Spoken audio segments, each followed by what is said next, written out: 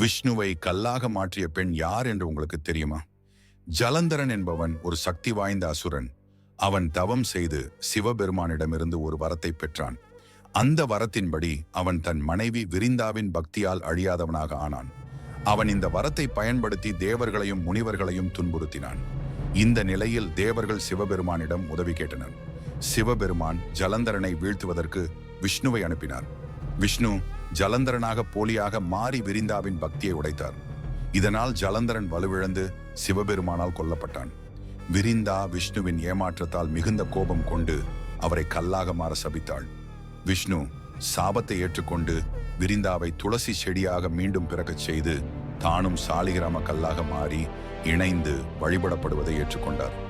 இந்த கதைதான் நேபாளத்தில் கண்டகி நதியில் காணப்படும் சாலிகிராம கற்கள் புனிதமானதாகவும் விஷ்ணுவின் ஒரு வடிவமாக வணங்கப்படுவதாகவும் கருதப்படுவதற்கான காரணத்தை விளக்குகிறது.